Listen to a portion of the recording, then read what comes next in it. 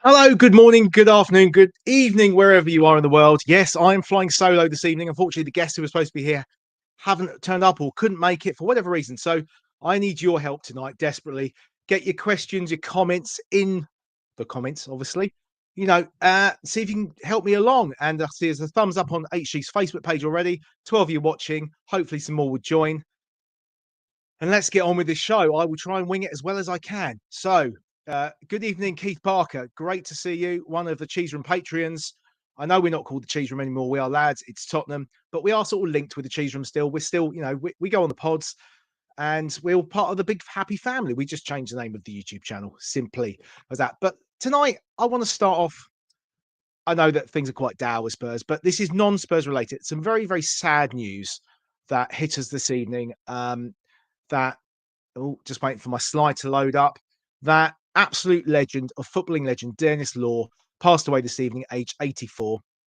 For those of you, we've got a number of viewers on this channel who are international and may not followed football in this country for, as long as certainly I have, and Denis Law had retired before I was born, but I certainly know him from the 80s from being on TV quite a lot. He was on, game shows and quite often a pundit on ITV. So I sort of grew up knowing who he was and about him. And I think there's some interesting facts about Denis. And this was the picture put up by Manchester United on their Twitter feed this evening. A lovely photo. Now, Denis Law, on the left-hand side there is Jimmy Greaves' stats. Jimmy Greaves, our very own beloved goal scorer. On the right-hand side is Denis Law's. I just wanted to put these up. This is sort of a comparison. They were born 4 days apart, which is quite amazing. In different parts of the country. Obviously, Denis was born in Scotland, never actually played in the Scottish League. Our own Jimmy was born in the East End of London and joined Chelsea. In 1961, joined AC Milan. In 1961, Denis joined Torino. Obviously, Denis had started at Huddersfield and made a number of appearances for them and moved to Manchester City, went to Torino and then joined Manchester City's rivals. Jimmy Greaves went to Milan and then joined Chelsea's rivals, Tottenham. And then when at the end of his career, Tottenham was sort of discarded by Bill Nick and went on to West Ham. In very, very similar vein, at the end of his Manchester United career, Denis was given a free transfer by Tommy Docherty, the Manchester United manager, and returned to their great rivals, Manchester City. And what's even more extraordinary was that the last game of that season was at Old Trafford, was Manchester United against Manchester City. And in the 81st minute, the only goal was scored, which relegated Manchester United by Denis Law, and he backheeled it into the bottom corner of what ended up being the last game of his career. He didn't celebrate, but he was a true gentleman. He knew he'd relegated his old team that he loved, but he was sort of moved on, and that's it. And I just wanted to sort of give my little thoughts on him. He was a wonderful striker, very quick, part of that fantastic three, and only Bobby Charlton and Wayne Rooney have scored more goals for Manchester United. So that was just my little kudos. If you've got any thoughts, any comments about Denis Law, if you're not watching live, please put them in afterwards, by all means. Again, obviously, he'd retired long before I was born. I've seen footage. There's loads of footage out there, well, as much as there is from sort of the 60s and early 70s, but it's worth having a look. So that was just my point on Denis Law, who passed away earlier this evening, very sadly. Another footballer who's sadly passed away from dementia, I believe dementia. I'm sure it was reported a few months ago that he had that. And it's just an ongoing thing that we have to be looking at. And they seem to be getting there slowly, but probably not fast enough. So many players, particularly from that era, are passing away from the disease. So that was just my point. So shall we move on? I'm not going to go big time into the North London derby because Gibbo and Davo did obviously an instant reaction show. But I thought the next thing I would give you is maybe a bit boring for some people, but there was this announcement this week about a number of shares being purchased in December by Spurs. And I didn't really get it to begin with, but I've sort of looked into it, and Mr. Diver, an accountant, has given me some info, really. So this is what was on Company's House, and it might be a bit confusing. As you see, date periods during which shares were allotted was from the 13th of December to the 31st December. And it looks to me that they've pretty much bought two bulks. So you've got the upper line, their number of allotted, which is 431,643. So what's that? That's going to be 4,111,643 nominal share. Now, the nominal share value each is 5p. They didn't pay that. What they paid per share was £6.8p, and then the 0295 being a decimal after that. Steve tells me when there's a nominal share of 5p, it just means that's the minimum value that share can never be. It can never go below 5p. But quite often they could be £20, they could be £30. In this case, they paid £6.8p. For the second lot, which is 1.65 million shares, they paid £6.37. So the price has gone up. So somewhere between the two purchases, there was a revaluation.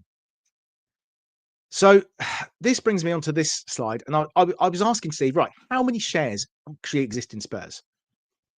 So before this purchase, so if I go back, if you add 1 to 16, you're looking at what, 5.7 million shares approximately they purchased.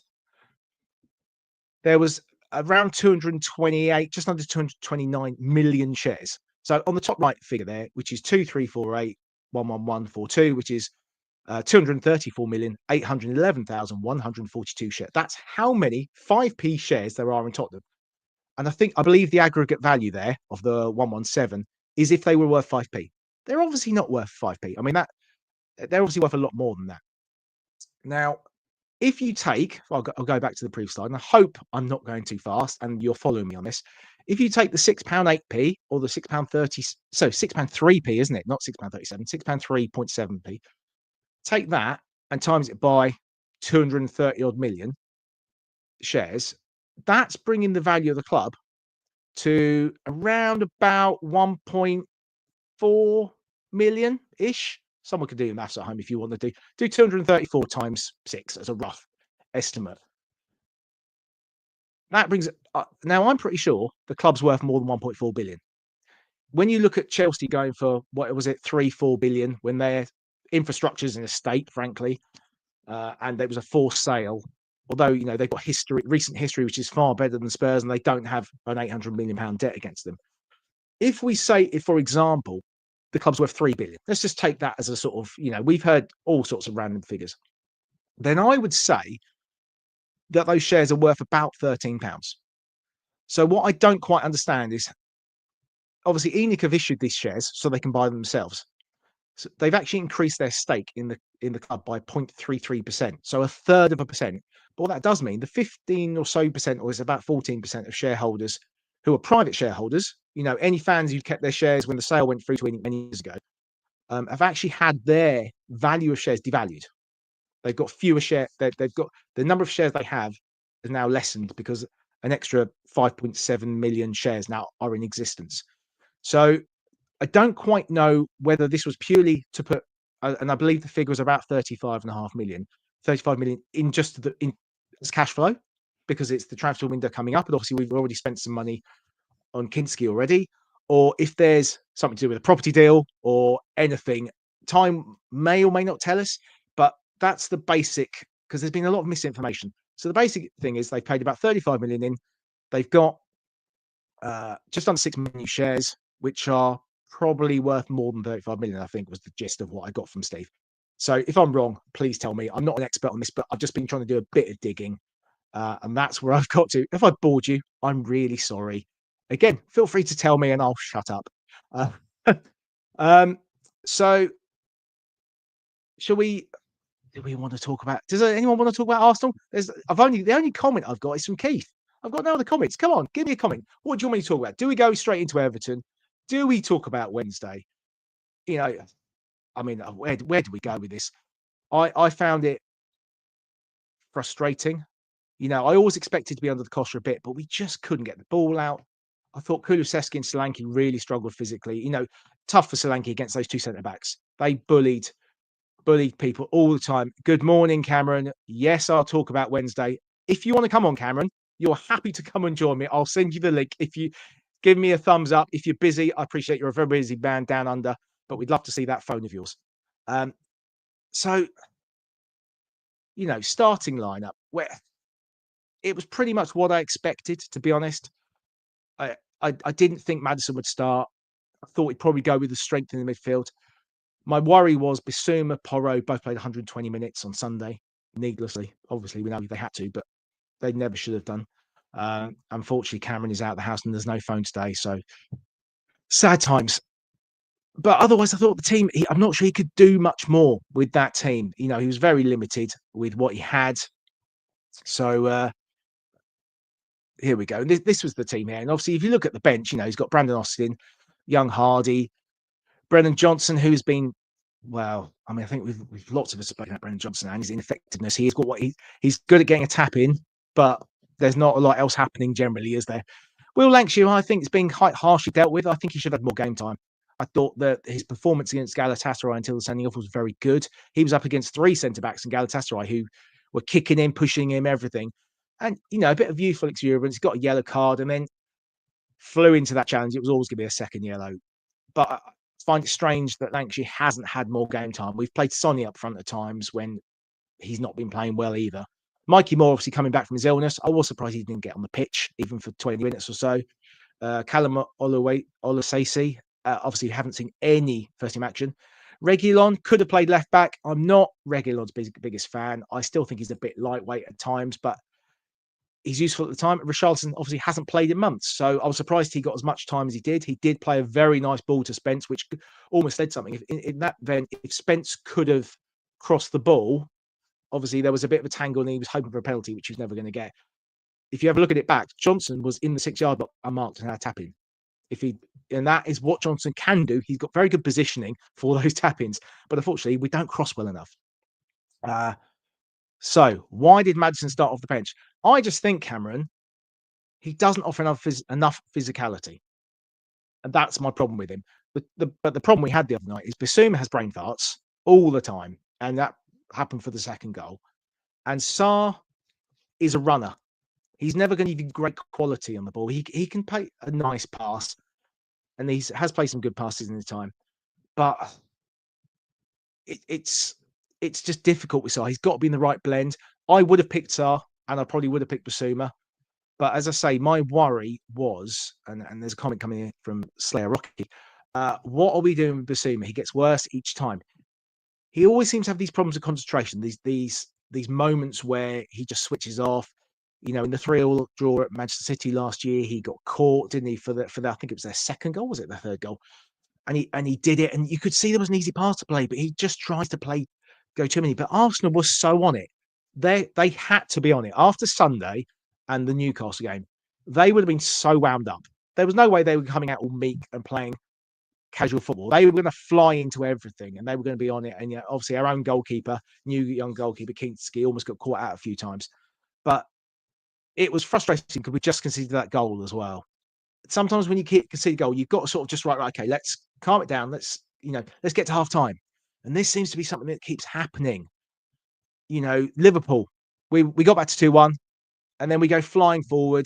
Dragusin tries to go to header, Spencer's up the pitch, and they've just got an easy run in and goal and get to 3-1. We've got to be a bit more. I know Andrew said, I don't want them looking at the clock. I want them playing the same way each time. You can't keep doing it. These teams have got too much quality. You cannot just keep throwing it forward because our defence can't cope, apart from anything. So, yeah, I mean, for me, Bissouma and Bentancur, I think, have got a year left on their contract come the summer. There's a chance they've both got an extension clause that we seem to have in a lot of these players' contracts. I think one of them has to go this summer, probably Bissouma, if we can get a buyer. And that's the thing. People are always saying, sell him, sell Richarlison. Who's going to pay us the money we want for Richarlison? Or do we give him away for free and write off 20? Because he's still got a book value of 25 million currently. And if you write that off, what are you going to do? So I love Son as every Spurs fan, but I think it's time he starts on the bench. Absolutely, he needs a rest. I think they've been trying to manage him, but we've heard the some might say the very sad news that Timo Werner is out for 3 to 4 weeks with a hamstring injury. So Odegaard is obviously still out long term. What are your options? Play Maddison left wing? I'm not convinced by that at all. I know a few people have said about that. We've got the young player Yang Hook. We've not seen him yet. I seriously doubt you're going to start him, especially at Goodison Park, which we'll come on to. So I'm pretty sure Son's going to start on Sunday because we haven't got much other choice currently. And it's really down. I think Brennan Johnson might be out, which may not be a bad thing. I would personally have Son on the left, Solanke and Kulu up front. As knackered as all three of them are, we are really down to the bare bones. We are really struggling. Unless you can think of something else. I mean, there's been times people have said, can we play Porro with Spence? play. HG's been saying for a couple of years, Porro could play as the right winger, and I think actually in this system he really could. However, he's completely exhausted at the moment, and there was quite a nasty fall. In fact, someone did say to me yesterday there was a rumor that Porro had done his knee, but it wasn't mentioned today by Ange. And Ange was actually asked about Porro, not specifically with this challenge. This was the incident with Trossard, where Trossard turned him inside out. And if you've seen it, I don't know if you've seen it back, but that doesn't look great. He did literally just get his foot stuck in his knees, and legs went all different directions. And I was amazed he came out in the second half. Especially, we do have Reguilón, so we could switch things back. But I am seriously worried that he's done himself a bit more damage, especially at the moment. Obviously, on Thursday, we go to Hoffenheim in the Europa League. Spence can't play, and nor can Reguilón. So the only good news is Ben Davies apparently will be back in the mix for this weekend. Whether he starts, I don't know. But yeah, let's go back to Maddison.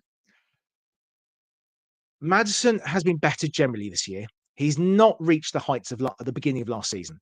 Now, the beginning of last season, he was playing much higher up the pitch, wasn't he? He was getting in those pockets, and when he came back from injury, he struggled because teams sort of worked us out, knew how to stop. Yes, indeed, MS. It's a monologue, I'm afraid. Unless, if anyone wants to join me, put in the chat and I'll send you the link. You can come and join me and give me your thoughts if you want to. You just need a phone or a laptop with a microphone, as long as you've got, as long as you can't hear the sound back. Otherwise, you get feedback. But yeah, Reguilón. You thought Reguilón would play? I didn't think he was. I don't think he's good enough, if I'm honest. He can do a job, but again, did he play the full 120 on Sunday? And obviously, Reguilón's not played a lot of football, so it's going to be a bit rusty. He can put an occasional good cross. Obviously, we remember those, his first season, putting some wonderful crosses in, but he never reached the heights again. And it's, even Andrew said, no other club's come in for him. Nobody's coming, he's had a couple of loans, decent loans last year, but he's not the player. Remember the time when we were all worried Real Madrid were going to come and buy him back for 45 million? Isn't it funny how these things go? It's like Eric Dyer. We all thought he was going to Man United, wanting 50 million. Delhi, I think someone wanted him for silly money. We were worried these guys were going to go, and we've ended up losing them for free, and we're going to lose Reguilón for free. And I think Reguilón will still be a Spurs player come the end of the window, because at the moment it doesn't look like we're signing many players. The club are working very hard, Ange tells us, but it's pretty frustrating. Yes, Daniel, that is a fair point. He does give us balance, and I did think when he came on, I can't remember when it was. Was it Manchester United he came off on the bench? I can't. Yeah, there was one of the games. Having a left footer on that left side does make a difference. Spence is doing really well. He's been really good. Has to be said. Spence Bergval. We're going to call him Bergval, not Bergval. Still lots of pods are calling him Bergval. I don't think Bergval is the perfect pronunciation, but it's as close as this Anglified guy is going to get to the Swedish, I'm afraid, because Swedish is a very tough language. I'm going to have to try and get HG to try and learn a bit. HG is obviously our multilingual member. See if he can try and work out the exact pronunciation. I think there is a video on YouTube, and I tried to follow it. I just couldn't say it, but I think Bergval is the closest that we can get to. So we'll go with that. A bit like Højbjerg. I know that's Danish and Swedish, but there'll be some similarities between those Nordic countries. I'm hoping, anyway. I'm assuming. But yeah, he does give us balance. I did think I thought that Reggie would come on at half time for Porro after that injury, and Spence would move to the right. I think that would help Spence. Spence is playing well. But the trouble is, with Archie Gray at left centre back, and again, you cannot say how well that guy is doing. He is being amazing at left centre, at centre back, full stop, and he's outshining. I know Dragushin is only 22. He's shining Dragushin. It does look like I have some company. My son is giving me great pity, and here he is. Thank you, son, for joining me. I've had a 21-minute vlog. I was watching the snooker, so I mean. Brissell just want to replay his frame, so snooker levels. Yeah, thought I'd come say hello. Pardon? Just turn your mic up a little bit for me, just a little bit. Oh. And if you tell me in the chat how my levels are compared to James. It's because it's over away from me. Yeah, okay. I think it's a little bit better. If you can tell us if we're all good, that'd be really helpful. Harry has come on and said hello, Berval than Barryval. Berval. Okay, Berval. Silent G. Thanks, Harry. Perfect. Thanks, Cam. You're a legend. Not as much a legend as your phone, but you are a legend as always. And I can hear your cackle right now, wherever you are. Send me a picture. At times, it looked like dads playing against their kids on Wednesday. We need seasoned players of quality. Arsenal players look like giants. And this is what I'm saying. Like Kulusevski, how many times does he get bullied? Not very often. Their 18-year-old left back was winning battles against him. And that is what worries me. Now, we know he's played a huge amount of football. He plays every game for Sweden, and had to play pretty much every game for us. It really worries me that he's starting to look tired. And we know on Sunday, Everton are going to be super physical, and they're going to absolutely try and get into us and make it hard. Reggie came in against Toon. We look far better. Absolutely right, Daniel. Thank you very much. James, how are you, mate? Yeah, I'm all right. In regards to the game, number of complaints. I mean, the thing, as you just said, I was just thinking, Kulusevski has basically played every game he could for us since he arrived, more or less. Like, I don't really remember him getting dropped that much under Conte either. He has played a ridiculous amount of football. He did get injured, but when he was available, he basically played every game. And he's basically played every game under Ange as well, right?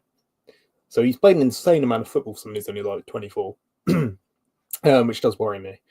And also, like, Porro is just not very good, is he? I think you're being unfair. I think Porro is exhausted.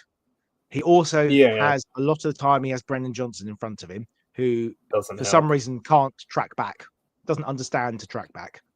I think he was in a unfortunate position because he wasn't getting as much help as perhaps he needed. But at the same time, I don't really understand why he started. I'd have started Reggie on the left and Spence on the right, because at least, if it's Spence on his own, Spence is quicker and he's a lot more physical. I think he's better one-on-one. The big worry for me is when my £40 million wing back can't cross the ball. Okay, something just fell down. No, it wasn't the cat. Okay. No. Mm-hmm. Yeah, I mean, I think Porro is struggling. I think that, I don't know if you saw it, I put the picture of his knee turning earlier.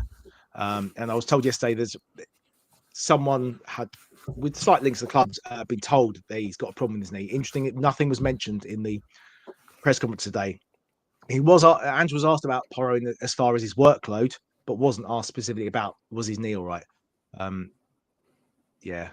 That was Porro fell down. It wasn't great at all. EZ is loving your t-shirt, by the way, James. Got it in Brighton. There you go. So just going back through. Oh, here we go. We haven't discussed this one. Let's have a look. Ryan, Werner is really poor. However, seeing him come on for Son and offer the threat, not the best, obviously, is scary. Yeah, I think you're right, Ryan. There's been times Son's come off and Werner against Liverpool. We actually look more dangerous with Werner on the left because he attacked Trent, and we know Trent is not the best defensively. What we know is if Trent gets a chance to ping a ball, he's going to ping a ball, and we conceded in that 6-3 because of that. But Werner's out now. So this could really be, sometimes you get these blessings in disguises. Now, Archie Graham and Berval have had exposure to the team more because of the injuries, which will do them better in the long term. And they're showing that our best three players at the moment are Spence, Archie Gray, and Berval. So those three, who are younger than most of the squad, obviously I know Spence has been at the club a long time, and I think all of us are baffled completely why he's had no game time. And he even got a new contract a few months ago and still didn't get any game time until the issue was forced. It's quite interesting. So maybe Yang can come in. I don't know if he's going to get any game time. He was on the bench last week. It'll be interesting. I think the issue might get forced. I mean, the best thing will be for us to get 3-0 up at Everton with 70 minutes gone, and then he can take players off and put this on. But I'm not very confident that's going to happen, especially with the David Moyes Everton. Go on, Jay. The slight confidence I would say is Richarlison's back. Not fully, but he's at least back enough to play 20 minutes, 25 minutes. And I do think that while he's not a world beater, he does offer a lot more than Werner does. And arguably in the form he's in, he offers a lot more than Son does, because at least he's a handful and quite good in the air. And at least he's a scrappy player who fights, whereas like Son doesn't do that, never really done that. And the one thing Werner does is he's quite quick and he can press, which is what baffled me when Ange made changes at half time. It obviously looked like he was just trying to press really high. Don't let them build up out of play. We can't outplay them, so we'll just press really high and we'll win the ball in dangerous areas. But then he's left Son on, who can't press very well anymore. If you're going to do that sort of thing, you've got to put Werner on or Richarlison. You've got to put someone who might be useless on the ball, but they can at least pressure defenders to try and win it, which I thought was a bit baffling from Ange tactically. But at least Richie's back, and at some point... Werner wasn't on the bench on Wednesday because obviously he had this injury, which I did wonder in my suspicious mind that I am. It is amazing how often players who are looking for him, must be going to move, get injured all of a sudden. But it does sound like legit. He does have a hamstring injury. Maybe we can hope it is about him getting a move because it'd be great. You feel sorry for him. He seems like a really nice guy. He has just got no cutting edge, and he has been useful to us at times. But I said from day one when we signed him in January, I thought it'd be a decent signing. In May, early June, when he re-signed, I was baffled by it. I thought if it got to the end of the August window and we needed a winger, I could see us bringing him in. I get that. But why we signed him on another loan that early on was just baffling. Anyway, so I don't want to go going about it. Richie did play a lovely through ball. Richie's not that effective on the left, I don't think. And we could have done with him through the middle maybe, and he could have maybe brought Mikey Moore on for the last 10 minutes just to try something different. I thought we lost the physical battle. I know Mikey's not the biggest guy in the world. And I just, Arsenal could have scored 5 or 6 on another day easily. It's a good job they don't have a striker. And I know we are decimated with injuries. They're missing a few players. But you just want to see that bit of desire, that bit of intelligence. And we keep making mistakes.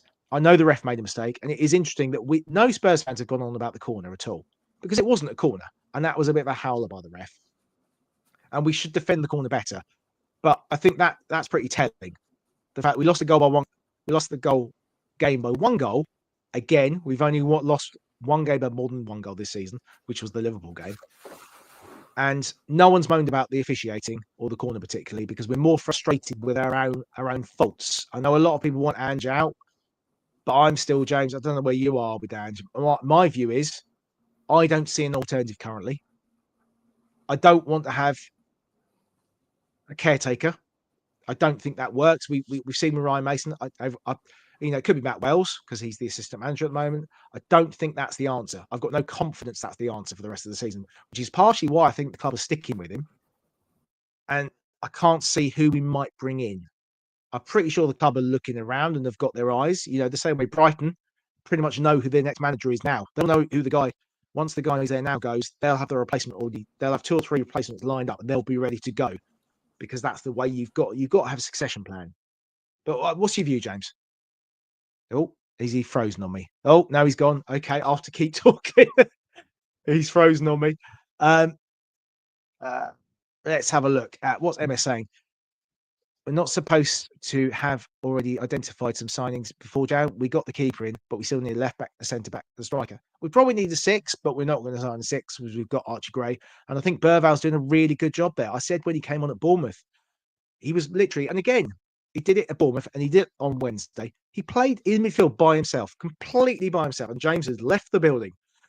He was just stuck there. So the pitch was so open. So it's no wonder Arsenal had so many chances. Because, Maddison's over on the left doing his turn one way, turn the other way, pass 5 yards. Turn one way, turn the other, pass. There's a lot of slowing the game down. He has got quality, but we need to find a position for Maddison where he can affect the game more than he does at the moment. Because at the moment, he's slowing the game down too much. But, yeah, I think we definitely need, ideally what we need is another Mickey van der Ven or a Nudoki, someone you can play left back or left centre back. So you've got 2 positions covered because the squad size can only be so big. If you look at the Europa League, the only 2 spots we've got at the moment are club trained. We've got 2 goalkeepers who are club trained. Now, it might be the Brandon Austin gets game. I do believe Fraser Forster back in training today. So he will probably be all right to play at Hoffenheim because obviously Kinski can't play in the Hoffenheim or the Elfsborg games. He can't be registered until after the league stage. Do we need a striker or do we need a winger? Or do we need one of those hybrid sort of forward players? If Richie's coming back, do we think he's going to get injured? Possibly. We know that and just said Lancashire's going to go out on loan. So that would make you think we probably are going to try and bring a striker. And we've obviously been linked with Mawani, who HG very much says isn't a winger. He said on this show last Friday, he's a striker who can run into the channels. He said he could do a job there, but it's not his main position. Centre back, left back, yeah, much for muchness. Obviously, Archie Gray can move into midfield. So that with Burval will give us 2. James, are you with me or not? You're sort of freezing again. But yeah, I mean, I think we just need bodies in. Oh, you're coming and going. I'll leave you there, and you can keep if you can hear me, or just keep going. Well, let's see what happens. Good evening, Terry. Lovely to see you. Oh, James, I can hear you clicking. You're moving a little bit. There we go. Yeah. Daniel, all Werner needs to do is dribble on the outside of the right back and either cross or shoot. That's it. Copy Van de. Trouble is he hasn't got the left foot to get it in. But yes, he can beat a player, but he's not going to beat a player for a while if he's injured for 3 to 4 weeks, is he? Which is really helpful. Yeah, I absolutely agree. We do need to give Solanke some rest, but we also need to manage Richarlison so he doesn't get injured again. Because he had that little run last year of about 9 goals in about 10 games. Plus, when James and I went to that awful game at the Amex to see Spurs lose 4-2 when we were 4-0 down, he had 2 very tight offsides, 2 goals offside, and he hit the post. So, you know, he's a capable player. I think Solanke's better for the system, but I think we're not going to sell Richarlison. So I think we need to learn how to use him. And yeah, Cameron's agreeing. Attacker. The thing is, MS, who are you going to sell? Who's going to buy him realistically in January, especially? He didn't want to go to Saudi though, so if he doesn't want to go, well, that's what I'm saying. He won't go to Saudi. The only place he'd go would be elsewhere in the Prem, which I don't know who has the money for him, or Brazil, and no Brazilian team is ever going to pay north of 15 million for any football player. Exactly. Yeah. Like Romario could be reborn. They're not paying that, are they? So where does he go? Why would he leave London? Why would he leave England? Everton. Everton don't have any money though. They haven't got any money though. Well, they've got new owners. Do they? Everton have got new owners, haven't they? So, yeah, and they've obviously escaped the FFP or the PSR thing for the last 3-year cycle. So, whether they decide let's put some money in, I imagine it will be a loan, if anything. So, if they can do that, I'm not sure how many. I'd have to do a tot up. How many players we have on loan that aren't academy players? I understand Mawani can't currently join Juventus because PSG have got too many players out on loan already. They've already hit their quota, which is a bit of a, as we did it with Doherty, didn't we? When he went to Atletico Madrid, we had to release him because no one really knew what that rule was at that time. But now they know the rule. I believe the quota is 6. I have looked; they have got a number of players out, but a lot of them are younger. So I thought that if they're academy players, maybe it's under a certain age, they don't count towards the quota of players you have on loan. This is how Chelsea do it, obviously, because Chelsea have loads of players on loan. Yeah. I mean, I agree with Terry, actually. A right winger is what we need because we want Kulu in the middle, really. Brennan has his uses. At the moment, I'm struggling with him a lot. I know you've been a defender of him, James. He's good at those. His runs to the far post for scoring goals. If the delivery from the left is right, he's been very good. He's a decent finisher because he's more of a striker. But I do think we need a right winger now. Yang could be that player. I don't know. I'm not convinced he's still only 18. Do you know what? Brennan reminds me of a little bit? When Fernando Torres went to Chelsea and he just didn't fit their system whatsoever. Bit like Brennan. If you sit deep and you counter-attack, he's brilliant because he's great at running into space. But we don't sit deep and most teams sit deep against us. And he's not good enough to take on a top-class fullback one-on-one. So he doesn't offer a great magnitude to Tottenham. Yeah, I mean, see, this is the thing. Thomas Frank's already said Mbeumo is going nowhere in January. And generally, when he says stuff, they're sort of pretty good at sticking to it. So it would mean having to hold on for the rest of the season without a plan. I'm just going to see when his contract's up. I don't know if anyone knows when Mbeumo's contract. Where's Brentford? Here we go. Brentford. Let's have a look. A look at Mbeumo, who I think is a fantastic player. He's got the pace. He's got the strength. His contract is up in 2026. So he will probably have to be sold this summer unless he signs a new contract. Now, if I'm Mbeumo, it's very unlikely I'm going to sign a contract when he knows the big boys are coming calling. So, and I think we might even struggle to get him. It will be a bidding war. Obviously, with the likes of Raya, we went, no, we're not paying that. And Arsenal end up paying £10 million less than supposedly Brentford wanted us to pay. With Ivan Toney, he ended up going to Saudi. It might be Mbeumo goes to Saudi because no English club was willing to pay Tony's wage demands. So, it'll be interesting. But I absolutely agree. I'd love Mbeumo. I think he's a great player. He could play striker if needed. So it gives that sort of hybrid type role. He can play as a 2 up front. He can play as a wide right. So, yeah, I definitely think that gives us a option. James, I feel the squad is pretty lightweight. Burval is pretty the grittiest player, and that's saying something. Zero S Housery. We're not going to swear. We are too nice. Are we too nice, James? Oh, he's frozen again. Are we too nice? I don't think Bentancur's too nice. He loves a little challenge, doesn't he? A cheeky yellow card. Had a 7-match suspension, came back, got another booking, got to his 5 in the 19th game, which is the cut-off, in the 93rd minute, and got himself another suspension, really helpfully. So just going to remove James for now till he sorts himself out. Frustration. We ain't going to get him like they are hard to deal with. Yeah, Brentford are hard to deal with. They will have to sell him this summer. That's a given. So it really depends who's in for him. Could you see Villa going for him? Liverpool, if Salah goes, that would make a lot of sense, wouldn't it? On a big level. So I don't know who else. Man City going to go for him? Probably not. They got Savinho, didn't they? And also they might have a transfer ban by then quite easily, which is why they're trying to buy players now. And also in case they get relegated. Talking of which, let's talk about that. I listened to Kieran Maguire's pod, The Price of Football. That's what it is. Really good pod. Jack Hoyle put me onto it.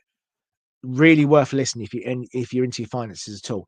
And what Kieran's pointed out a few times is that when Rangers were hit a number of years ago and relegated from the Scottish Premier League down to the 3rd division, the reason for that was, the reason the Premier League can't do that is because the Premier League and Football League are 2 completely different organisations and they don't work together. So all the Premier League can do is say, we're going to take 100 points off Manchester City. So pretty much relegating them.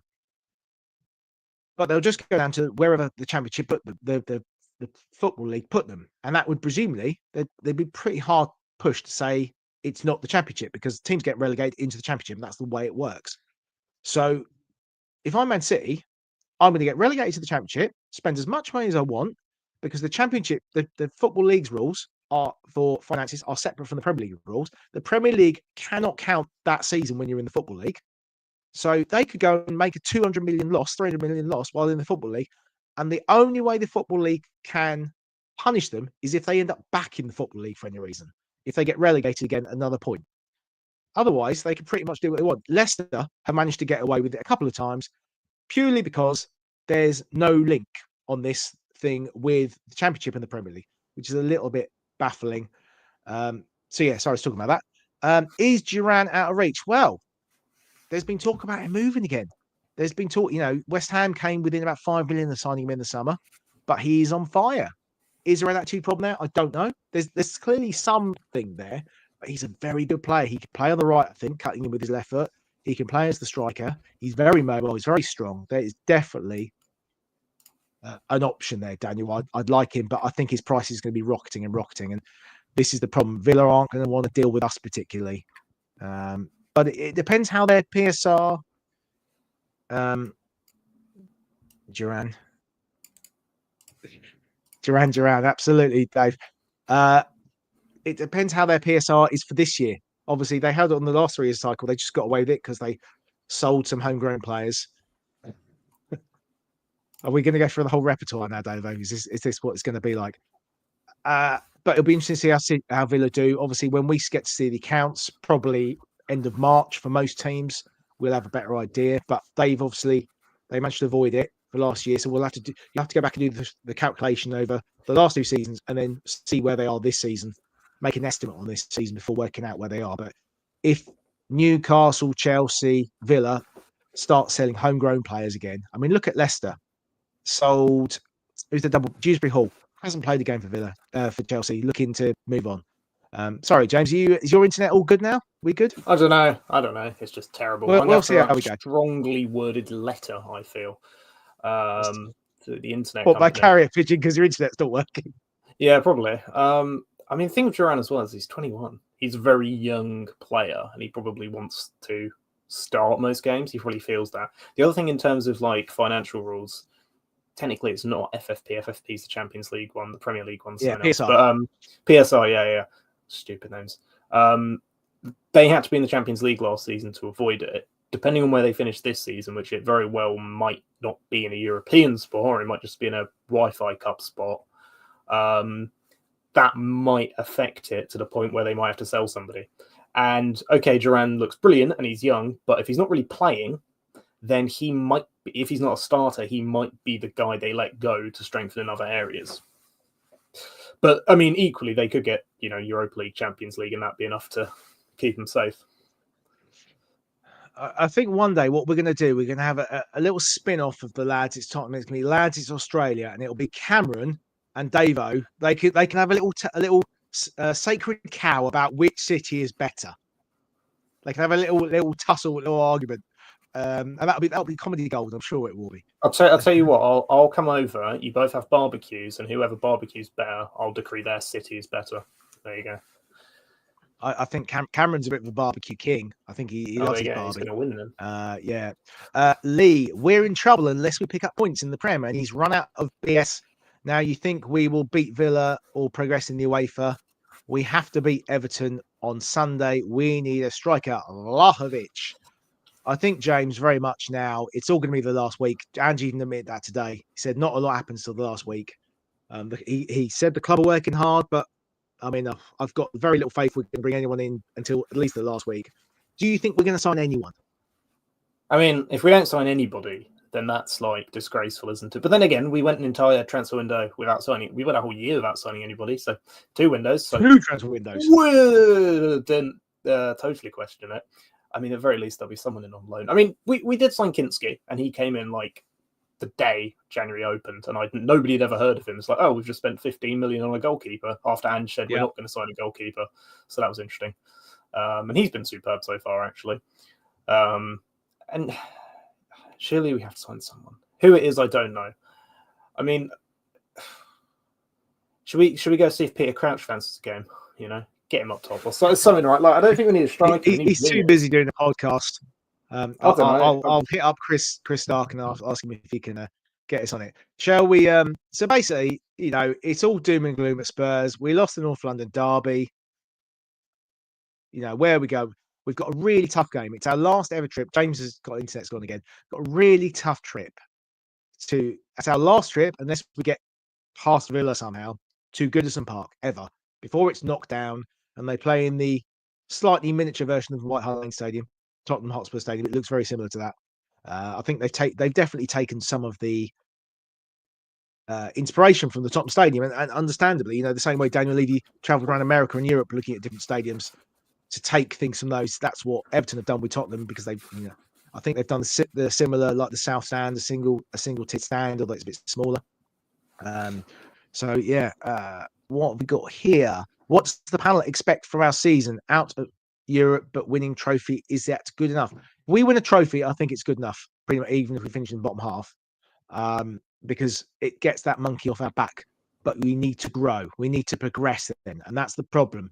Are we going to progress? People say back the manager, and that's not just financial. Backing the manager is what the club are doing now. And they're saying, we ain't sacking him. He's here to stay. Now, whether that's a message to the players as much, I don't think he's lost the dressing room. But if there's any hints that the players might be waning on him, saying he's staying here might be, I think that is part of backing the manager. So, sorry, there's loads of questions coming from. I'm trying to read them while rambling on you while James' internet keeps dropping out. The capacity, I believe, is about 52,000, Daniel. So more, our original stadium design was going to be 52, 54 for the 2007 design before they redesigned it completely. So it's going to be sort of similar numbers to that, which, there's a possibility they could be in the championship. I think even with Dyche, they probably would have stayed up. But they need a goal scorer. If they like Mr. Richarlison, 40 million quid, job done. We can move on with someone else. And James, hopefully he's back in the building, although he's muted. Gonna unmute him. There we go. There we go. Okay, you unmuted yourself. Daniel is saying 17th in the Carabao Cup. Are you saying you'd accept that, Daniel, or are you asking me if I'd accept that? I mean, that would be a pretty awful season. I mean, that's, in many that's ways. like... I mean, I remember 2008, how we literally fell off a cliff. If you go back to 1991, when we won the FA Cup, we won 2 games, I think, after January 1st in the league. Sorry, James? I mean, it's a bit like when Wigan won the FA Cup and got relegated, that kind of form, isn't it? Yeah, absolutely. Terry will take 10th and the trophy all day. Fair play. I mean, us hoping to win the Europa League. Because go on. The Europa League, if we win that, I mean, I don't really care about the FA Cup. If we win the League Cup, happy days. I don't care about the FA Cup, League Cup, same thing to me. Domestic Cup. If we went and won the Europa League, that to me would be a huge indication to back Ange long term, because that's a major European title. And then we'd have won 4 times as many European titles as the noisy lot up the road. So, absolutely. I mean, I'd love to win the FA Cup, because obviously I remember us winning it in 1991. It was way before you were born, sadly. And it'd be a great day out. Hope as long as we win. If you don't win, it's not a great day out. I was heartbroken in 1987 when we lost to Coventry. But, in 87, we were the massive favourites, even though we'd won 1 and lost 1 against Coventry in the league that season. In 91, we weren't the favourites. Forest were the favourites, and the pressure was off us a little bit. Gazza had just come back from his hernia operation, or groin operation, was it? Groin or hernia? Well, it's all sort of linked anyway. I've had a hernia operation. And we didn't know how fit he would be, and everything went against us. Gazza should have been sent off. That went up for us, but he got injured after 15 minutes, giving away free kick. They scored from a free kick. Turns out the free kick should have been disallowed, because Gary Mabber got pushed over in the wall, and the ball went straight into that top corner. And, Gary Lineker had a perfectly good goal ruled out for the offside. He won a penalty, which Crossley saved. And you just think everything is against us. We lost our best player. And then second half, we came out and we were the better team and ended up winning it in extra time. So maybe and the fact I still remember this 34 years later, I remember the game so well, is a bit depressing in a way, because we've not had another moment to relive this. We've had, obviously, I remember the cup win against Chelsea in the League Cup, but it's depressing, really depressing. The 99 Cup against Leicester was terrible, awful game. Daniel saying, or Wigan FA Cup win, exactly. Would you take relegation for a cup win? I don't think I would. But if we went to the Championship, we'd have a good season. I mean, we win the Championship. You don't win the Championship, yeah. I mean, that would be a good day out. Most days would be wins. You never know. I mean, knowing our luck, City will be found guilty and sent to the Championship when we get relegated, so we don't win the league. That I could so see that City get relegated at the same time. That would be Spursy, wouldn't it? We have a larger squad when everyone is fit, so we need Europe somehow. Otherwise, we will have issues getting enough games on. Yeah, there is that, and if we lose to Villa as well, I know we've got a good record last couple of games against Villa. If we lose to Villa, then FA Cup's gone. There's a fair chance we're going to get knocked out by Liverpool. So we'll be down to those 2 games a week. There's a couple of Premier League games in midweeks in this half of the season coming up. But rotating players, a lot of our players need a rest as well. So it's a tough one, JJJ. Yeah. Knowing what's going to be the way to balance it out, and he hasn't been rotating that much. I think he should have rotated a lot more earlier, and we'd have probably avoided some of the issues we've had. If we can get, I mean, the other thing stay is relatively healthy, we can legit make. Yeah, absolutely. We've got to talk about that, Jay. I think if even if we go out in the FA Cup fairly early, because I know if we beat Villa, we'll probably get like City away or something stupid next round. I was going to say Arsenal, but they're out, aren't they? So, because let's say even if we're in the final of the League Cup, that's 1 game in like a month. Then we've only got League and Europa.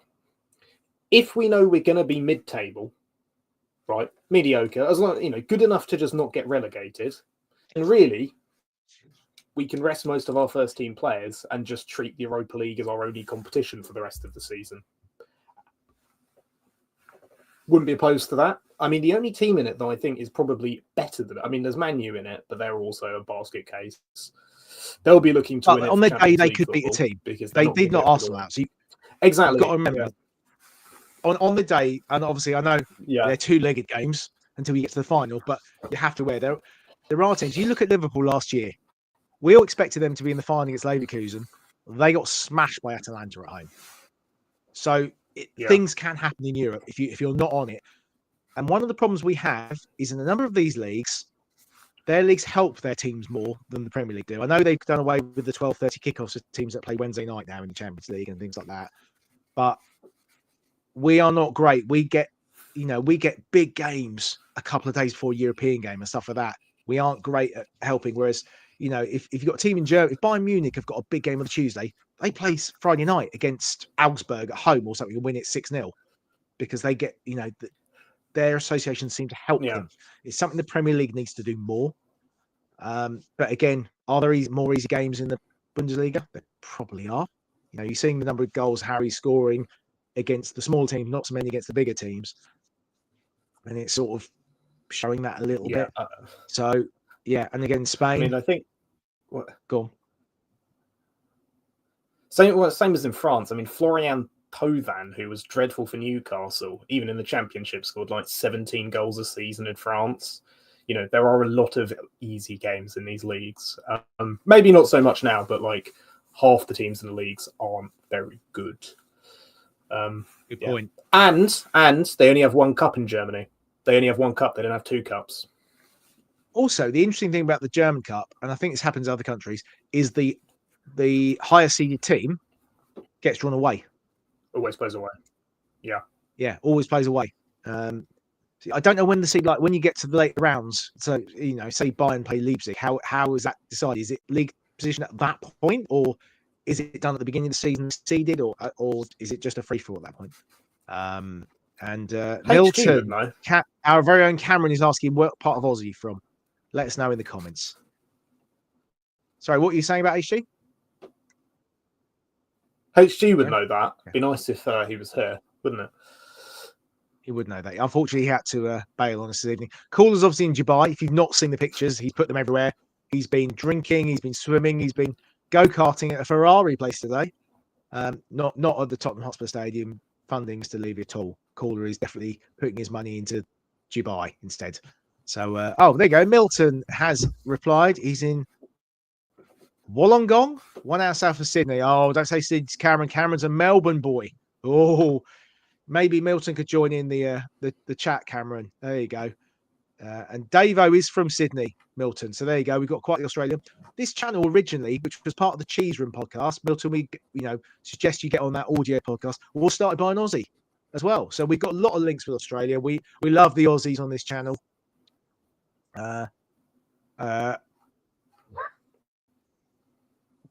Okay. Cameron says, nice part of the world. Less pretentious than Sydney. Oh, we've already started the Australian like a little flappy fight, isn't it? Pillows. Wollongong all the way. There we go. Thanks, Lachlan. It has the best beaches, James. Maybe we should go. When you win the lottery, can you take me? Oh. Yeah, all right. I mean, right, let's. No, we'll go to Australia, mate. Go to Australia. Hold on. I'll come back to that, David. So this was the team that Everton started on Wednesday night against Aston Villa. So played a 4-2-3-1 under, obviously, Mr. Moyes, their former manager. They all say never go back, but he has gone back. Hopefully, they lost 1-0. Hopefully that continues. Their losing run continues on Sunday. Looking at that team, and Jai obviously scored against us in the FA Cup for Sheffield United a couple of years ago. Have you got anything? Would Harrison against Reggie worry you, James, if Reggie was playing? That 11 screams championship to me, doesn't it? Maybe, Branthwaite but I was being an £80 million move in the summer. Bar him, he's not worth 80 million. I mean, these deals have gotten ridiculous. He's not worth 80 million. He's a 30 million pound player at best. But Mikolenko's a decent player. Calvert-Lewin's injured again, so nice. Is he? Well, they've got better. Player for player, we're better. Yeah, I think player for player, we're better in every position. Gay's a good player, but he's a bit past it now, isn't he? Ever since he came back from PSG, he's not looked the same. Ndiaye and Decore can obviously cause some issues, but I don't think that they're, comparative to Solanke, Richarlison, we should be all right. Less what said you've about got, Brennan Johnson and the German model. What you've got with Mangala, Gay, and Decore is strength and physicality, and that's where we really need to stand up. And that's why I'd start Berval, definitely. I do wonder whether we need to keep strength. I think I would rather have Kulusevski on. If you've got the right wing, so I'd be tempted to go Maddison, Berval, and probably Sarr. If Basuma's possibly got a bit of a knock as well, and it had a bit of a brain fart on Wednesday, maybe Sarr just to match them up, and then we see where we go from. But we're down to the bare bones, aren't we? Continuously we say this. Yeah, if Basuma can play, I'd definitely start him because he's going to be needed to match the physicality, as I would also start Sarr because he came off at half time. And actually, what I think I'd do is I'd play Maddison on the left wing, Kulu on the right wing, and effectively have 5 kind of narrow players, and then hope that Spence and Reggie can make up for a bit of width. One of the thing about Goodison Park is the stands. Obviously, it's an old school stadium. It's got similarities with the old White Hart Lane, where the stands are almost right on top of you on the pitch, and the fans are right on top of you. Certainly, they'll get a lot of abuse. The players, a bit like, they got quite a lot at Tamworth last week getting off the bus, but they will know the fans are there. I don't know how wide the pitch is, but it feels like it's not the widest pitch. So there's going to be congested times. We know Everton are going to probably be very compact and try and hit us on the break. So we're going to have to be clever. So I think I probably would pick Maddison to try and find those passes if need be. And we look to the bench for whoever's on the bench, which is going to be quite thin for changes. I've got, right. So there's 2 columns here. Oh, I'm going to have to remove the lads. It's Tottenham little logo. Where do I get that from? There we go. Let's remove that. So on the left-hand side is all the games at Goodison Park, going back for the last few years. And if you have a look, we've had a lot of draws. In fact, the last 5 Premier League games have been draws. The 5-4 was the FA Cup game under Jose, when Mr. Winks gave the ball away quite late on. And then we won 6-2, which was probably Pochettino's last really good game. Yeah. And we won 3-0 the season before when Harry scored crossing the ball when it went straight over Pickford's head. And then there was another draw, which I think was the beginning of the 16-17 season when Janssen made his debut. Eric Lamela scored a header from memory. And on the right-hand side is just the general home and away. As you can see, we win the home games. We draw the away games. So, as it's already been mentioned, James, is Dr. Tottenham going to turn this around for Everton because they got such a rubbish record against us? Is now the time for them to actually get a win? If there ever was going to be a time, it would be this time. We struggle against teams who sit deep.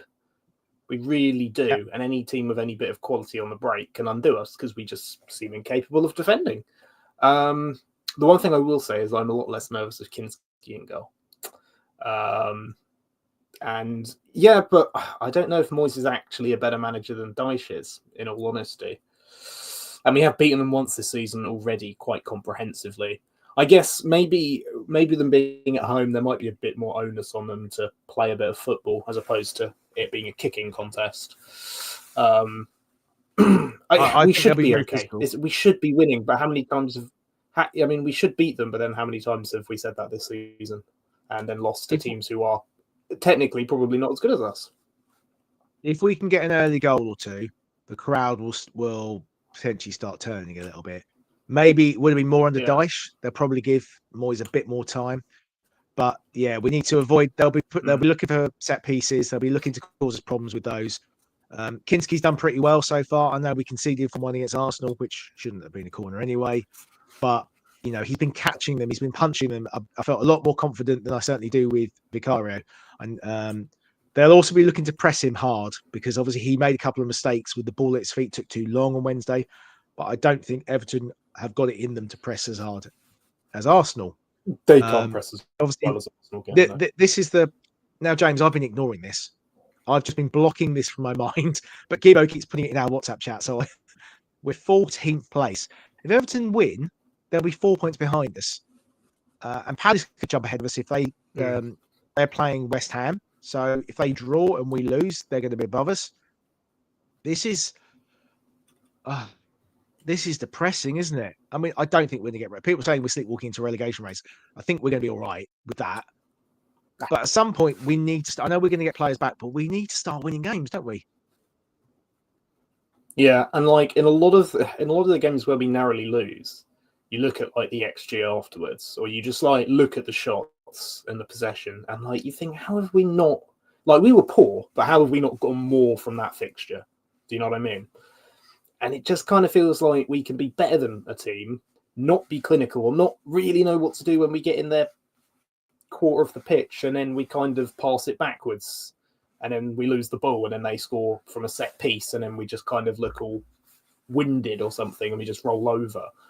You know, there seems to just be a lack of, I want to say, clinicalness, and like, we almost look like we don't know how to win against a lot of teams. When there's no pressure, we look a lot more comfortable because we kind of look like, well, let's just go have a go at it, lads. And sometimes something, but it's too many games, and this Everton one could be one. We just look like we don't know how to win a game of football. Yeah. Okay. So Milton's asking to the boys on the panel, if Ange did get sacked, who would you want the manager? And this is part of it, Milton. I'm not sure where we go with this. And I think this is part of the reason a lot of Spurs fans are similar to me. Sometimes there's an obvious candidate, like, you know, going back a long time, Milton, when David Pleat got sacked from Spurs, Terry Venables was about to get sacked by Barcelona. Everyone knew that. And that was the obvious. He was an ex-Spurs player. It was really obvious. You know, when George Graham was going, Glenn Hoddle seemed to be the obvious one. We're going to go and get him. But again, with, you know, as you go through, Conte was coming up. Mourinho wasn't an obvious one particularly, and I didn't want Mourinho. But just purely in the UK, because I say my knowledge European-wise is not that strong. I'm going to say Iriola at Bournemouth. I love the way they play football. What he's doing on such a small budget there is amazing.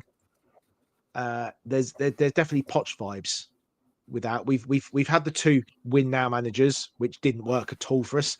Maybe we just got the wrong win now because they were both they're all about defense, which you do need a good defense, but it was about defense and hit on the counter, and it didn't really work for us. So yeah, James, you got any thoughts? Well, I hear Harry Redknapp's free.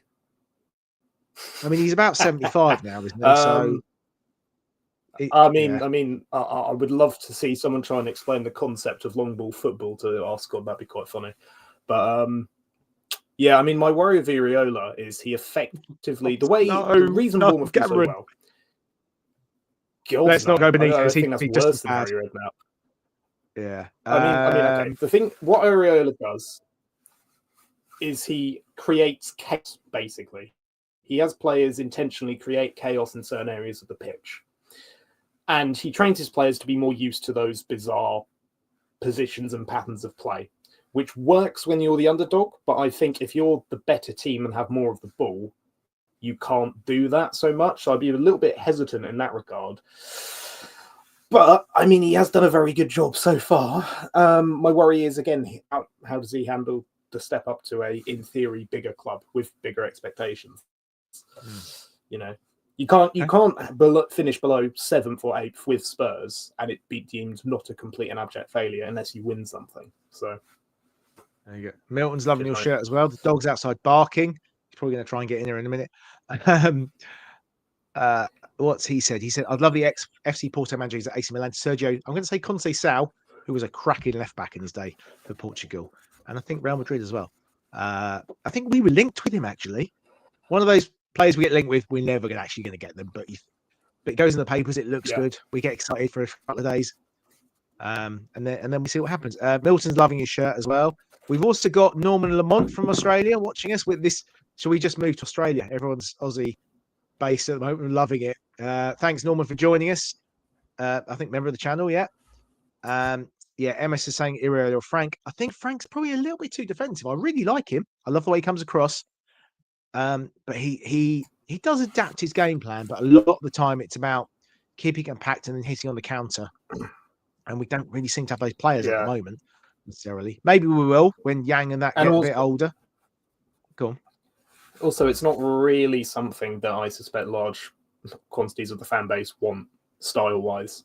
I mean, if you can't tolerate it when Mourinho or Conte are doing it, I don't know if you're going to tolerate it when some Danish fella's telling you to do it, if that makes sense. The thing is, I quite enjoy watching Brentford when I don't get a lot of chance to watch them, but I quite enjoy watching them. But yeah, I mean, part of the reason that because they have a rugby team plays on their pitch isn't the best a lot of the time. I don't know if they still do. Let me know in the comments if they don't share their ground with the rugby team. Was it London Irish? Or were they at Reading? Can't remember. But yeah, so go on then, James. Prediction for Sunday. What you're thinking? I think it's going to be a pretty low quality affair, and I think it might divulge into a kicking match where we look lethargic and like we can't be bothered, and then Richarlison's going to score a tap in and refuse to celebrate. 1-0. I'm going to go 1-1 because we've had 5 draws in a row there. But I like your analogy. If it comes true, I'm clipping that and putting it out there because you can be the Messiah then. It'll be something like that. I mean, I don't have to watch after Spurs games to know what happened. It's amazing. Yeah, it is actually. This one is live on telly over here. It's 2:00 kickoff UK time on Sky. Milton is straight in the comments giving us his great. He's going for 3-0 win Spurs. I would love that, Milton. If we get an early goal, maybe 2 early goals, that would really, really help us. Take the pressure off us. Maybe the team will relax and play a bit of ball and play sensibly. Cameron is going for an edgy 3-2 win for us. Oh, Cameron, you do like the nerves. Cameron, you getting up for this? This is going to be like a midnight game for you, isn't it? I think if it's 2:00, so not great for you, really, is it? On a school night, effectively. I think it will be Everton 1, Spurs 2. Richie will get the winner, get in. Maybe Mikey Moore will come off the bench to finally get his first goal. You never know. I guess Lancashire will be on the bench. I know he's going to be loaned out, but we probably need him on the bench at the moment. It's a 1 a.m. kickoff. Ouch. I assume you're not staying up, Cameron, or are you going to stay? Are you going to brave it? And what about the rest of you? 5 million Aussies are in the chat at the moment. Are you guys going to stay up for this? Because absolute kudos if you do. But let us know. You can stay up. Yeah, Milton's 1 a.m. Norman, if we don't get at least 2 players back in, 2 players in this window, future on the club, yes, I agree. We need at least 2 players, if not 3, in because we need quality. We don't just need body. He said we need bodies to help, but we need some quality players in. Even if we get, do you know what? Many years ago, and it's a weird one, we signed a striker called Andy Booth on a 1-month loan. He was terrible, and he went back without and scored. But maybe we need a 1-month loan just to get us through this short term. I don't know who we get. But yeah, I can see us getting maybe 1 or 2 loans in. And then, yeah. Oh, Milton, for sure. I start work at 3 there. What do you do, Milton? I mean, that's like your breakfast time, isn't it? You have to. What do you do for a job? Or you don't have to tell me if it's anything dodgy. Angelo, match at 1 a.m. I will be snoring. Yeah, I wouldn't be getting up at 1 a.m. to watch this Spurs, to be honest with you. No, you'd still be awake. Well, yeah, but if I wasn't still awake, then I wouldn't wake up to watch it. Good lad. So MS, I do remember the days when I stayed up at 3 a.m. to watch from Sydney. This good thing is you could watch Saturday live games at 3 a.m. So yeah, that's the thing. Legally, we can't watch any Saturday live games and half the Sunday games currently. Next year, all the Sunday games will be live in the UK. But it's a bit of a pain that I could live in any other country. I mean, I could use a VPN and get a subscription with a foreign TV channel. And I don't think it's illegal as such. But yeah, it's a bit of a weird one. Yep, I will be up, but I'm in Sweden. Oh, well, that lucky you, mate. That's quite handy. Have I got anything else to talk about? Oh, so just bear in mind, I made this a couple of days ago. So the fix, I'm going to change slides actually because where's the slide that's got the fixtures? No, not that one. I'll bring it up in a second. Here we go. So 2 announcements today. The FA Cup game is going to be at 5:35 p.m. UK time. Sorry, you Aussies. So that's going to be 4:35 a.m. Have I got that right? Yeah, for you guys on a Monday morning. Ooh, that's an early morning. Just stay in bed. Just, and then the Man City game on the 26th of Feb. It was initially all those Premier League games were listed as Tuesdays. It was obvious this game was going to move to the Wednesday because Man City are playing Liverpool the previous Sunday. We're actually playing on Saturday that week. That's going to be 7:30 kickoff UK time. I think Liverpool are playing quite a big game at 8:15. So I'm going to guess these games might be another TNT round because they've done this weird sort of load of games at 7:30 and then one at 8:15 and there's a Thursday game. So I think that game might be live on TNT. I think this FA Cup games Villa will definitely be live on TV. I'm not sure which channel it's on. So I'm just going to go back to my fixture list that I've compiled, which hasn't got those times absolutely right. So again, we've played 2 away games. We've got another 2 away games coming up this week. Everton half-time, Leicester at home, Elfsborg at home. James, what do you see with those 2 European games? Obviously 2 wins guarantees us top 8. So we avoid the dreaded knockout round. Because if we don't, after Villa and before Man U, we're going to play after Man U, we're going to play the playoff round. And then we play Europa just after the FA Cup 5th round if we get that far. So it's just congested. We need our players to have a rest. So we need to win both these games. Yeah, I mean, right, Elfsborg at home. I've never heard of Elfsborg. It sounds like a dodgy vape brand. So, I'm going to presume that should be a comfortable win. Hoffenheim, though, they're also struggling in the Bundesliga at the moment. And it's away. That just screams draw and somebody getting a red card, to me, all over it. That screams Archie Gray. Someone's getting a red card in that game, and we're drawing. A bit like PSV in the Champions League a few years ago. So maybe a draw and a win will be enough, and we'll somehow sneak through. I don't really want to play the playoff. I haven't got the league table on here, unfortunately. I should have added that. It is very, very tight. And if we do a show on Monday, hopefully everyone, I'll make sure he's got that info up so you can have a look at it. And then obviously we've got the Brentford away. Brentford have lost 1 game at home all season, so they're flying. Liverpool away. Now the difference this season, James, is the transfer window doesn't shut on the 31st of January. It shuts on the 3rd of January. February. I just realised that date for the Brentford game is wrong because it's the 2nd of February, not the 1st of February. It's Sunday, the 2nd of February, because that's the day I'm doing my marathon. There you go. So if the transfer window is closed on the 3rd, so we've got to wait till Monday the 3rd, which is another 2.5 weeks, depressingly, for the close of this window and for us to actually sign some players. What they almost think, I wonder what they need to do is just maybe have a 2-week window, because if nothing happens at the end of the window, let's just get rid of the start of it. Anyway, MS think we need 4 points. We definitely need 4 points, MS. That's a minimum. Ideally, go and win at Hoffenheim, who have got a new manager, but they got spanked 5-0 by Bayern last week, so they've got things on their mind as well. My biggest worry is Spence can't play, Reguilon can't play, so we're really thin on the ground. Ben Davies is back in the squad this weekend, so he might have to play on Thursday. And he did say that Romero and Van der Ven are a couple of weeks away. So hopefully by the time maybe that Brentford game, we'll have a couple of players back, but I don't want Romero and Van der Ven to both start the same game because we saw what happened against Chelsea, and we have to make sure that they are ready to come back. How long have you supported Spurs and why you chose? James, shall I just explain? Yeah. Why do you doing what you do? So Milton, the man next to me is my son, James. So unfortunately, it's my fault he supports Spurs. I put him through this life of misery. And the reason I support Spurs is because I was born in Enfield in North London, about 5 miles away from Tottenham. My father wasn't really interested in football. He's a rugby man. He's a Welshman. He's a rugby and a cricket fan. he appreciates football, but he's not a football fan. Doesn't support any team particularly. He'll watch for he's from Swansea originally, so he'll watch Swansea if they're on. But that's about it. But I just grew up, in the playground with his friends playing football, and my brother, who again isn't into football, he was a bit of a Spurs fan, same sort of way. Grew up in the playground, followed the local team that was Spurs. So I became a Spurs fan, and so I'm sort of blaming my brother for that. And he doesn't even follow Spurs now. He does follow Wrexham because of the documentary, though. He does follow that, strangely. Very and random. he did, where he lives in Littlehampton, they got to one of the cup finals at Wembley a couple of years ago, and he went up to watch Littlehampton play in the trophy of the Vase, one of those. So basically, I really started following Spurs in the mid-'80s.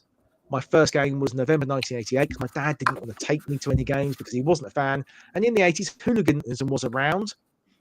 And when I was getting a bit older, I used to get the fixtures used to come out at the beginning of the season, and I knew my birthday was on a Saturday that particular year, 1988. So I looked up and I saw Spurs on a home game on my birthday. So I went straight down to my dad. He can't remember this. And I went, can we go to this for my birthday? So he didn't really have a choice but to take me. And it was Gazza's first season. It was Chris Waddle was playing. And it was against the crazy gang, Wimbledon. Now, I didn't really know how physical crazy, I didn't really understand what Wimbledon was about. And Milton, I don't know if you knew of Wimbledon, but they were physical. They were elbows. They were pushing. They were punching. They were everything. They were the most physical team. What we have now is nothing compared to what Wimbledon were. Yeah. They'd have 25 red cards a game. But Spurs went one up. We were actually bottom of the league in November at this point because we'd had torrid time under our new manager, Terry Venables. He signed loads of players. We were bottom of the league, and we played Wimbledon, who were about 4 places above us. We went one up. We had a guy called Terry Fenwick, who was an old England defender who'd been at QPR under Venables years before, who was terrible for Spurs. He was very good at penalties. And he actually won the penalty, tucked it away, and about 5 minutes later, Wimbledon equalised through a former Spurs player, Terry Gibson. And then second half, we played some brilliant football, scored 2 quick goals. Sorry, what I forgot to say was, yes, Milton, Vinnie Jones broke Gary Stevens, who's been on this podcast. Gary Stevens has been on this podcast, broke his leg the other side of the pitch. And he was never the same after that. The guy that came on for him, Guy Butters, made his league debut in the week before, had made his Tottenham debut in the League Cup and scored an own goal. He came on and actually scored the second Spurs goal in a 3-2 win.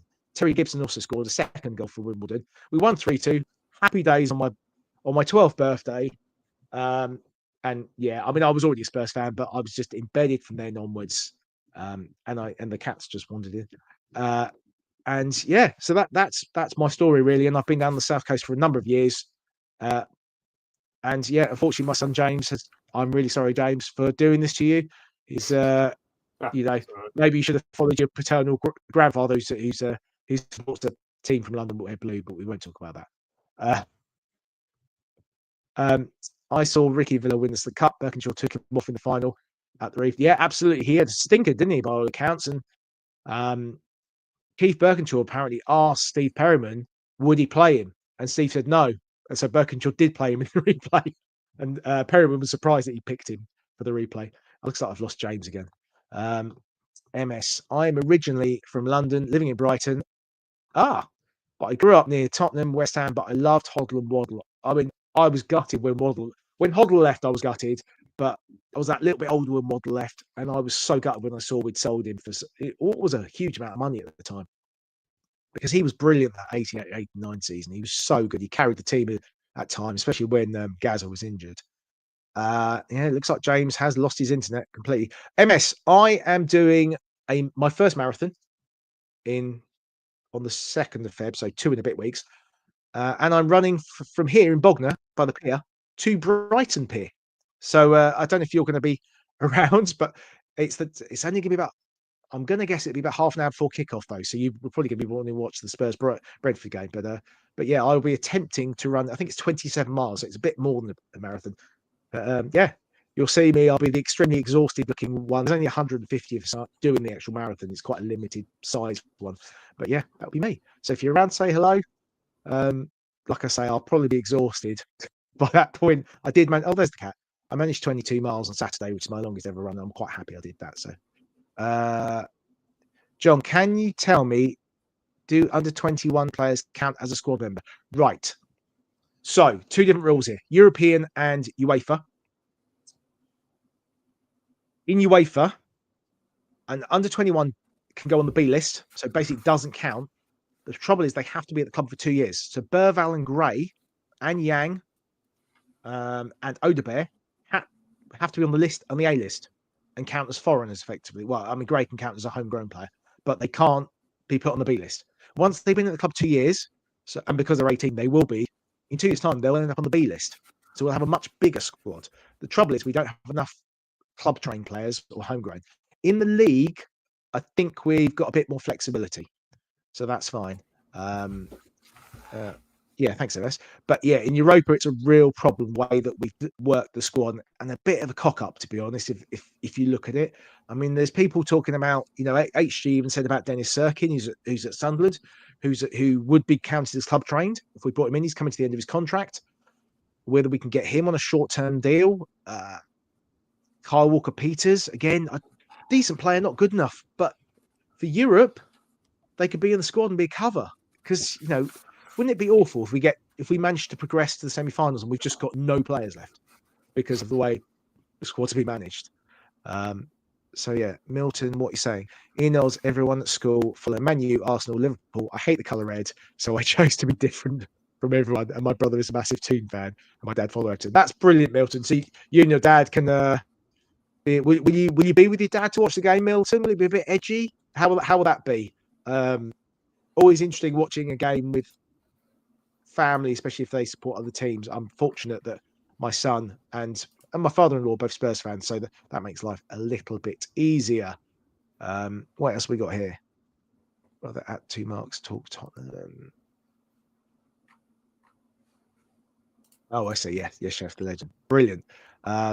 Yeah, so you guys got any questions before we duck off and James goes back to watching the snooker? Who was winning, James, in the snooker? Brissell was a frame down, but he just won his frame, so I suspect he'll probably win. Brissell doesn't play safety shots.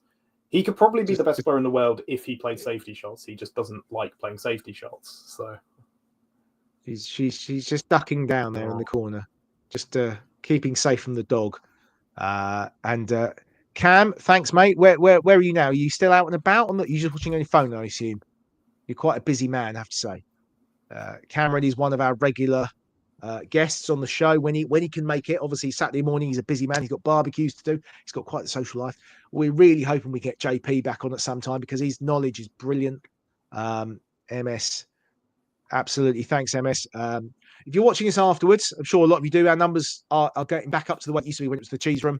Please give us a comment. A like really helps us. Getting 100 likes apparently is quite a big thing for the algorithm, and lots of comments afterwards really do help. So I feel like I've waffled without, I just put a few slides together, didn't have a lot of content, but we're all really positive after Liverpool. Tamworth was just bizarre. We've all been brought down. Even if we'd lost, but with a really good performance about Arsenal, I'd be a bit more upbeat. But that's the real problem for where we're at the moment. And we just need to get back on that winning road. Let's get a bit of luck. We obviously had some bad luck on Wednesday. And like I said earlier, we haven't really complained about that. It's more about the performance and the manner. But let's get a win. Let's go there. Make it easy. Let's get 5-0 up at half time. Take some players off. Give them a rest. We're going to Hoffenheim on for Thursday. Let's win that. And then we can play. Who we playing after that? I forgot. Who we playing after? Leicester at home the week after. So, we've got Leicester and Elfsborg, 2 games that, again, Leicester are getting better. Van Nistelrooy is improving them. So we need to make sure we don't let them get anything. They hate us as well. Leicester fans really hate us. So it would be brilliant just to smash them at the Tottenham Hotspur Stadium. What are you saying? I heard that Levy's a hybrid. He has no conscience. Wish we had Musa Dembele and Sandro. Sandro, what an absolute legend that man is, Milton. I had the fortune to spend a night with him in February with Brendan and co. I don't know if you know Milton. I say you haven't watched the show much, but Sandro is very good friends with Brendan from the Cheese Room. Brendan lives in Brazil. He even sends him WhatsApps all the time. And Sandro's been on this show a couple of times. And when I met him in February, such a nice guy. He had so much time for everybody, and I really love that. He works for Spurs as an ambassador now. I know he's doing some other stuff. I'm not sure what. In fact, he's been scouting, and he scouted a player and recommended him to a club, not us, because he's not scouted for us, unfortunately. And that player has gone to a much bigger club a couple of days later for a lot more money than Sandro was told. So it sounds like he's got his finger on the pulse as well. So yeah, and Dembele 6 years ago today, apparently he left us, which is a real shame. We've never been the same since. Although he was injured for 2 months before we left. That guy, if he could have stayed fit, he had so many injury problems at the end of his tenure at Spurs. Between the two of them, they were just an amazing midfield combination. Both of them had big injuries, so we replaced it with Ndombele. That was a mistake. Sorry, James. That ruined your birthday, didn't it? Ndombele, we won't speak of him again. And we've never really got. Maybe Berval can be the one to get there. There's definitely a lot of positive signs. Well, he looks like a professional football player, for one. Yes, he looks like does. a professional football player. So yeah. Well, he looks like a bit of a model, does he? He's a bit of a, but he needs to stop these silly challenges. He needs to think a bit because he could have got a couple of red cards. Sometimes, yeah. Cheers, MS. Thank you very much. If you're watching us, whatever, if you're watching on Facebook, give HG a like on the Harlow Globetrotter page. If you don't follow. If you're on Facebook, search the Harlow Globetrotter. HG does some really good articles on there. It's really worth it. He was closing in on 10,000 followers not so long ago. So we'd love to get him up to 10,000 followers. Please do follow us. Our Twitter X page at the bottom at It's Tottenham. I'm at Spurs Fan John. James is what's your Twitter now, James? Is it James the Drinker? I can't remember. It's James. Okay. But yeah, just follow me. Yeah. And thank you very much for following and liking everything. And come on, you Spurs.